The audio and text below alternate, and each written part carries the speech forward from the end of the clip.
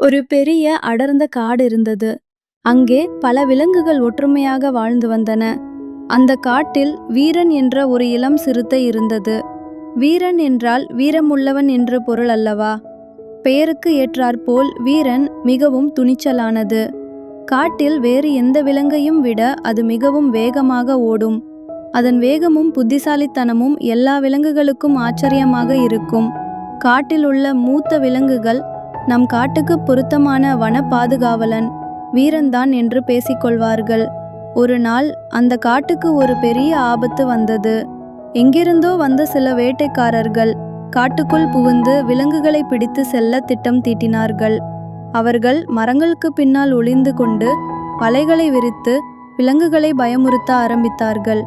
காட்டுக்குள் ஒரு பெரிய சலசலப்பு ஏற்பட்டது.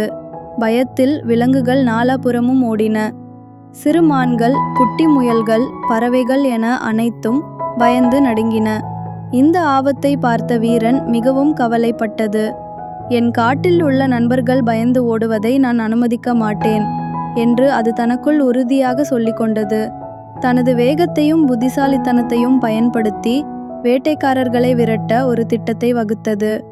வீரன் தனது நண்பர்களான குரங்குகளிடமும் பறவைகளிடமும் ரகசியமாக பேசியது. அதன் திட்டத்தை கேட்ட அனைவரும் ஆகா, இது ஒரு அருமையான திட்டம் என்று தலையசைத்தார்கள். வேட்டைக்காரர்கள் அடுத்ததாக ஒரு பெரிய யானை கூட்டத்தை பிடிக்க முயன்றனர். அப்போது வீரன் மின்னல் வேகத்தில் அவர்களுக்கு முன்னால் பாய்ந்தது. அது ஒரு பெரிய மரத்தின் பின்னால் ஒளிந்து கொண்டு வேட்டைக்காரர்கள் வருவதை எதிர்பார்த்தது. வேட்டைக்காரர்கள் அருகில் வந்ததும் வீரன் பாய்ந்து அவர்களின் வலைகளை கிழித்தது. வேட்டைக்காரர்களுக்கு ஒன்றும் புரியவில்லை. அந்த நேரத்தில் வீரனின் சைகையை புரிந்து கொண்ட குரங்குகள் மரங்களிலிருந்து பழங்களையும் கொட்டைகளையும் வேட்டைக்காரர்கள் மீது வீசின. பறவைகள் தலைக்கு மேலே பறந்து பெரும் சத்தம் எழுப்பின.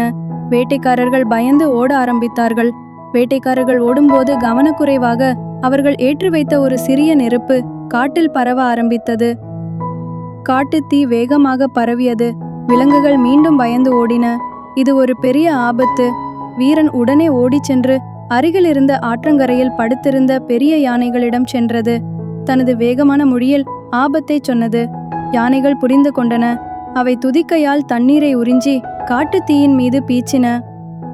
வீரனும் அதன் நண்பர்களும் சேர்ந்து தீயணைப்பு வீரர்களைப் போல் வேலை செய்தன. மெதுவாக காட்டுத்தீ அணைந்தது.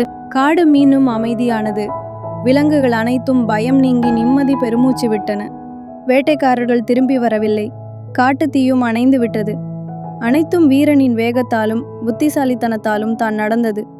அன்றிலிருந்து வீரன் அந்த காட்டின் உண்மையான வனப்பாதுகாவலனாக மாறியது.